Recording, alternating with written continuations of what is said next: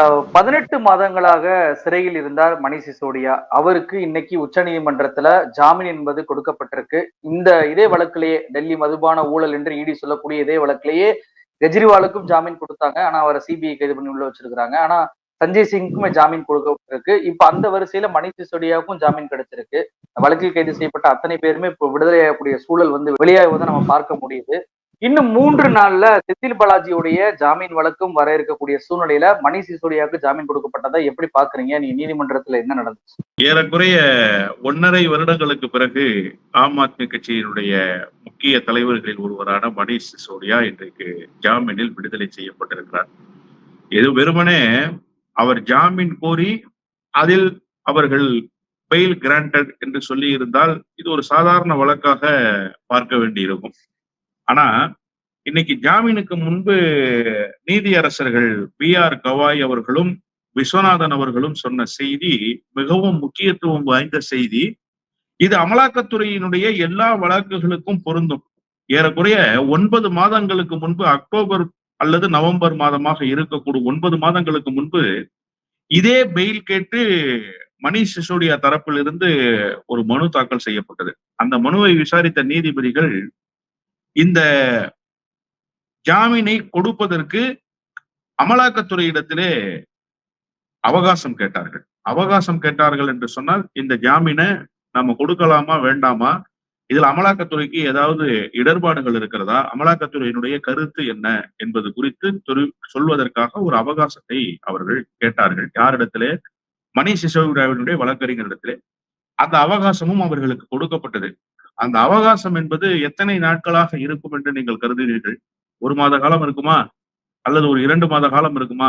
7 மாத கால அவகாசத்தை கொடுத்தார்கள். ஒரு வழக்குல 7 மாதம் ஜாமீன் கொடுக்கலாமா வேண்டாமான்னு நீங்க முடிவு பண்ணி சொல்லுங்கன்னு அவகாசம் கொடுத்தாங்க. அதுல என்ன முக்கியமா சொன்னாங்கன்னா, நீங்க குற்றப்பத்திரிகையை 7 மாதத்துக்குள் நீங்கள் தாக்கல் பண்ணுங்க.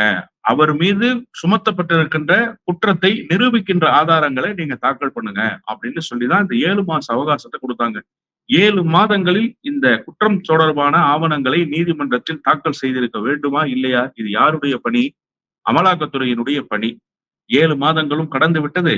அதன் பிறகு 2 மாதங்கள் கடந்து விட்டது. ஏன்னா 9 மாதத்துக்கு முன்பு கொடுக்கப்பட்ட அவகாசம். இப்ப 9 மாதங்கள் நிறைவு பெற்றதற்கு பிறகு இன்றைக்கு மாண்புமிகு நீதியரசர் விஸ்வநாதன் அவர்களும் நீதியரசர் கவாய் அவர்களும் அமலாக்கத்துறையிடத்துல கேட்கிறார்கள். உங்களுக்கு 9 மாத கால அவகாசத்தை நாங்கள் கொடுத்தோம். 9 மாதமாக நீங்கள் அவர் மீது குற்றம் சுமத்தியதற்கான எந்த ஆதாரத்தையும் நீதிமன்றத்தில் ஒப்படைக்கவில்லை.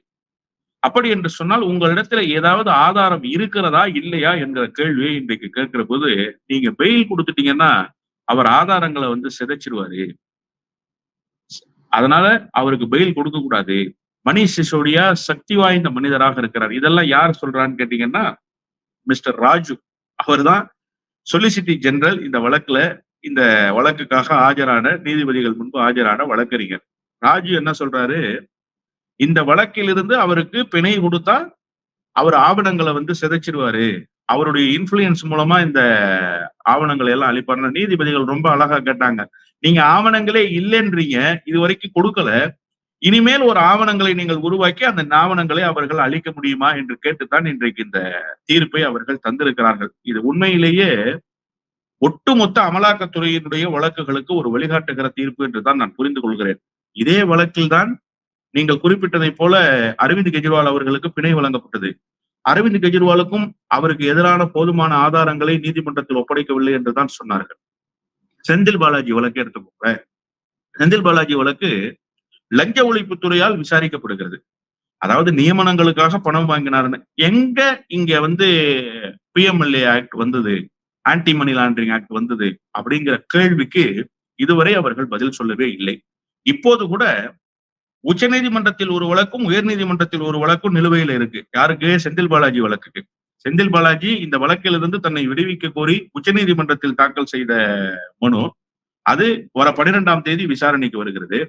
உயர் நீதிமன்றத்தில் இந்த வழக்கில் இருந்து தன்னை விடுவிக்க வேண்டும்னு கேட்டிருக்கிறாரு, அது 14ஆம் தேதி விசாரணைக்கு வருது. இதற்கிடையில அவசர கதியில அவசர கோலத்துல ஒரு விசாரணையை நீதிபதி அல்லி அவர்கள் செய்து அவரை மீண்டும் நேரடியாக ஆஜர்படுத்தணும், ஆவணங்களை எல்லாம் கொண்டு வந்து ஒப்படைக்கணும், இந்த வழக்கை வந்து தீவிரப்படுத்துறேன்றாங்க. எதற்காக இவ்வளவு அவசரம்? ஏற்கனவே 2 வழக்குகள் நிலுவையில் இருக்குல்ல. நீதிபதி கவாய் சொல்லியிருக்கிற மிக முக்கியமான செய்தி ஒண்ணு இருக்கு. இந்த வழக்கு கடந்து வந்த பாதைன்னு மணீஷ் சிசோடியா வழக்கு குறித்து அவர் பேசும்போது தன்னுடைய பெயில் குறித்த செய்திகள்ல அவர் சொல்றாரு, உண்மையிலேயே செஷன்ஸ் கோர்ட்ல இந்த நீதிமன்ற நடவடிக்கைகள் முடிக்கப்பட்டிருக்கணும். செஷன்ஸ் கோர்ட்லயே முடிஞ்சிருந்திருக்கணும். இங்க வந்திருக்கவே கூடாது.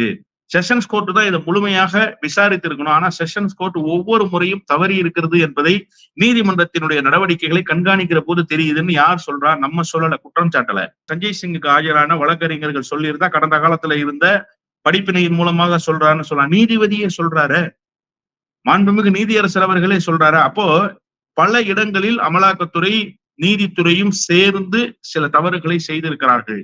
நீதித்துறை தவறு செய்திருக்கிறார்கள் கூட நான் சொல்ல மாட்டேன். அமலாக்கத்துறையினுடைய தவறுக்கு துணை போயிருக்கிறது செஷன்ஸ் கோர்ட்ன்றத கவாய் அவர்கள் ரொம்ப தெளிவா எச்சரிக்கை உணர்வோடு பதிவு செய்திருக்கிறார். உண்மையிலேயே இந்த வழக்கில் இப்படித்தான் தீர்ப்பு வரும் என்று ஒப்பீனியன் தமிழ் மூலமாக நம்ம 6 மாதத்துக்கு முன்பே பேசினோம். பெயில் கொடுக்கறத தவிர வேற வழியே இல்லைன்னு சொன்னோம். ஏன்னா நீங்க எத்தனை காலத்துக்கு பெயில தள்ளி வைப்பீங்க?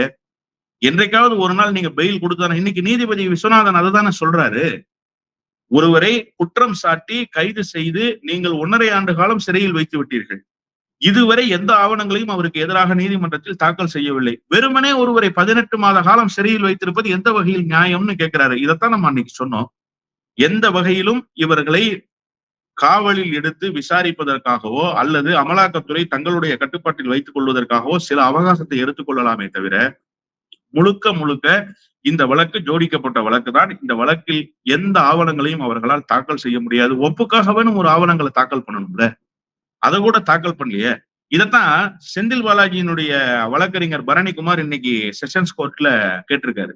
எந்த அடிப்படையில் இந்த வழக்கை அமலாக்கத்துறை விசாரிக்குது, எந்த அடிப்படையில் அமலாக்கத்துறை இந்த கைது நடவடிக்கையை மேற்கொண்டிருக்கு அப்படின்னு கேட்கும்போது, இங்கே ஆஜரானார்ல, அரசு தரப்புல ஆஜரானார்ல வழக்கறிஞர் ரமேஷ் அவர்கள், அவர் என்ன சொல்றாருன்னா, இல்ல அமலாக்கத்துறை விசாரிக்கிற வழக்க லஞ்ச ஒழிப்புத்துறை விசாரிக்கலாம், லஞ்ச ஒழிப்புத்துறை விசாரிக்கிற வழக்க அமலாக்கத்துறை விசாரிக்கலாம், அதனால எந்த இடர்பாடுகளும் கிடையாது.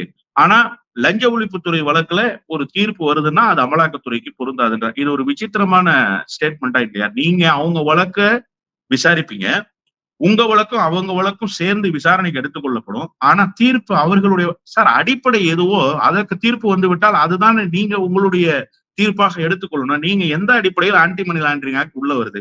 பிஎம்எல்ஏ எந்த அடிப்படையில் வந்தது? அவர் பணி நியமனங்களுக்கு லஞ்சம் வாங்கினாருன்னு லஞ்ச ஒழிப்புத்துறை பதிவு செஞ்ச வழக்குல தானே நீங்க பிஎம்எல்ஏ உள்ளார வந்தீங்க. அப்ப அந்த வழக்கே நீர்த்து போயிடுச்சு, அந்த வழக்கிலேயே போதுமான ஆதாரங்கள் இல்ல, அந்த வழக்கிலேயே குற்றங்கள் நிரூபிக்கப்படலன்னு சொல்லிட்டா ஆட்டோமேட்டிக்கா இந்த வழக்கு கேன்சல் ஆயிடுது. இந்த வழக்குல எந்த விதமான முகாந்திரங்களும் இல்லையே, அதைத்தானே நீங்கள் எடுத்துக்கொள்ள வேண்டும். ஆனால் அவற்றையெல்லாம் அவர்கள் எடுத்துக்கொள்வதற்கு தயாராக இல்லை என்றுதான் நாம் புரிந்து கொள்ள வேண்டியிருக்கிறது.